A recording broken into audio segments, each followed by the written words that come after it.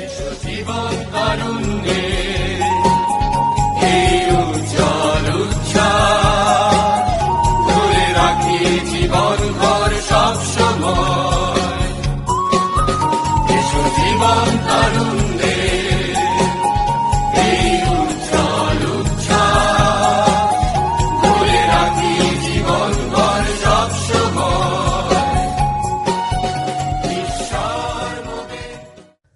প্রিয় শ্রোতাবন্ধু, প্রভু যিশুর নামে আন্তরিক শুভেচ্ছা জানাই। সমাগম তাম্বুর পবিত্র স্থানে প্রবেশ পথে 5টি স্তম্ভ। এই 5টি স্তম্ভকে ভাবানী দ্বারা 5টি নাম দেওয়া হয়, যেমন আশ্চর্য, মন্ত্রী, পরাক্রমেশ্বর, সনাতন পিতা, শান্তিরাজ। এই 5টি নাম যেশায়া ভাবাদী প্রভু যিশুর উদ্দেশ্যে ভাবানী করেছিলেন। যেশায়া 9 অধ্যায় 6 পদে, কারণ একটি বালক আমাদের জন্য জন্মিয়াছেন, একটি পুত্র আমাদেরকে দত্ত হইয়াছে, আর তাহারই স্কন্ধের উপরে কর্তৃত্ব ভার থাকিবে, এবং তাহার নাম হইবে আশ্চর্য, মন্ত্রী, বিক্রমশালী ঈশ্বর, সনাতন পিতা, শান্তিরাজ। মহাপবিত্র স্থানে 4টি স্তম্ভের মাথা কাটা, এবং এটা প্রকাশ করে খ্রিস্ট যিনি আমাদের দুঃখ, কষ্ট, যাতনা বহন করেছেন। যেশায়া ভাবাদী তা বর্ণনা করেছেন যেশায়া 53 অধ্যায় 4 পদে, সত্য, আমাদের যাতনা সকল তিনিই তুলিয়া লইয়াছেন, আমাদের ব্যথা সকল তিনি বহন করিয়াছেন। তবু আমরা মনে করিলাম তিনি আহত, ঈশ্বর কর্তৃক প্রহারিত ও দুঃখার্ত।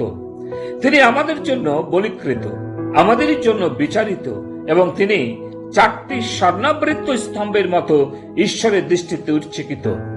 এই 4টি বিশেষ স্তম্ভ বিশ্বাসীদের শক্তি, কিন্তু তাহা হইতে তোমরা সেই খ্রিস্ট যিশুতে আছো, যিনি হইয়াছেন আমাদের জন্য ঈশ্বর হইতে জ্ঞান, ধার্মিকতা ও পবিত্রতা এবং মুক্তি।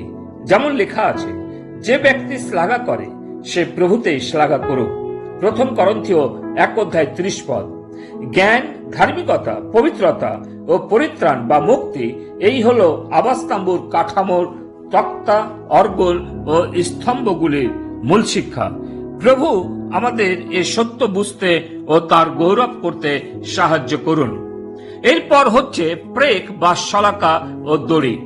আবাসতাম্বুর নির্দিষ্ট স্থানে সুদৃঢ়ভাবে সংগ্রথিত ছিল।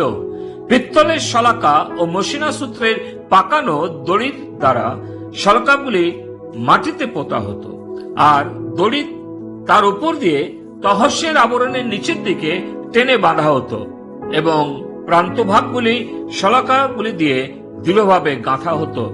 প্রেক বা শলাকা, যা যাত্রা পুস্তক 27 অধ্যায় 19 পদে বলে, আবাসের যাবতীয় কার্য সম্বন্ধীয় সমস্ত দ্রব্য ও গঞ্জ এবং প্রাঙ্গণের সমস্ত গঞ্জ পিত্তলের হইবে।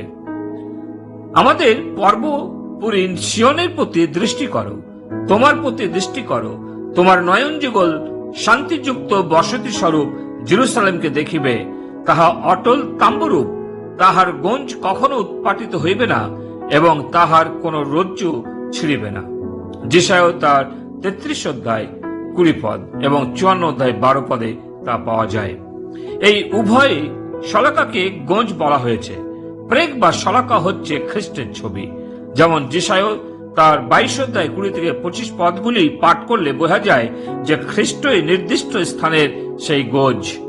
পেতলে কখনো মরচে ধরে না, কোনো ক্রমে নষ্ট হয় না, কারণ বৃষ্টি হওয়া, ঝড়ের কোনো ক্ষমতাই নেই ক্ষতি করার। এর অর্থ এটি পরীক্ষিত। খ্রিস্ট প্রান্তরে শয়তানের দ্বারা ক্ষুধায় পরীক্ষিত হয়েছিলেন, ঈশ্বরের প্রতিজ্ঞার দ্বারা পরীক্ষায় জয়লাভ করেন। মনুষ্য কেবল রুটিতে বাঁচে না, যেমন লুক 4 অধ্যায় 5 থেকে 12 পদে এর ঘটনা পাওয়া যায়। জিহুদীরা একবার যিশুকে রাজা করতে উদ্যত হয়েছিলেন যখন তিনি 5000 লোককে আহার দিয়েছিলেন। যোহনের 6 অধ্যায় 15 পদে, তখন যিশু বুঝিতে পারিলেন যে তাহারা আসিয়া রাজা করিবার জন্য তাহাকে ধরিতে উদ্যত হইয়াছে, তাই একাকী পর্বতে চলিয়া গেলেন। মথি তার 14 অধ্যায় 23 পদে বলে, তিনি একাকী পর্বতে প্রার্থনা করিবার নিমিত্ত উঠিলেন।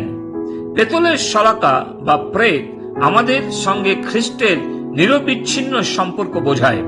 তাহাতেই বদ্ধমূল ও সংগ্রথিত হইয়া প্রাপ্ত শিক্ষা অনুসারে বিশ্বাসে দৃঢ়ীভূত হও এবং ধন্যবাদ সহকারে উপচিয়া পড়ো। কলসীয় 2:7। খ্রিস্টরূপ প্রেম দ্বারা আমরা তাহার সহিত যুক্ত রয়েছি, কারণ ঈশ্বরের যত প্রতিজ্ঞা তাহাতেই সেই সকলের হাহা হয়। সেই জন্য তাহার দ্বারা আমিনও হয়, যেন আমাদের দ্বারা ঈশ্বরের গৌরব হয়। 2 করন্থীয় 1:20। আমাদের বিশ্বাসীদের স্থান হচ্ছে স্বর্গ সিংহাসন, যেখানে পিতার দক্ষিণে খ্রিস্ট উপবিষ্ট আছেন। আমরাও পুনরুত্থানের দ্বারা তার সহভাগী হব। দড়ি ও পিন একত্রে সহভাগিতার কথা প্রকাশ করে। একটি ছাড়া অন্যটি চিন্তা করা যায় না। প্রেক ছাড়া দড়ির কোনো মূল্য থাকে না। তদ্রূপ খ্রিস্টের ব্যক্তিত্বকে তার কাজ থেকে পৃথক করা যায় না, সেই কাজ ক্রুশের উপরেই হোক বা স্বর্গেই হোক।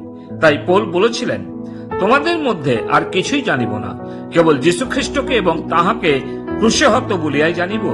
1 করন্থীয় 2:2।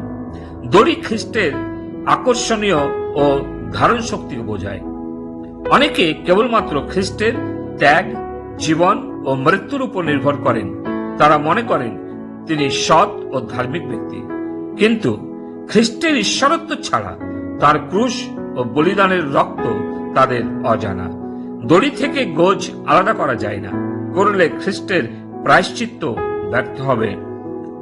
প্রভু আমাদের এই সত্য বুঝতে সাহায্য করুন।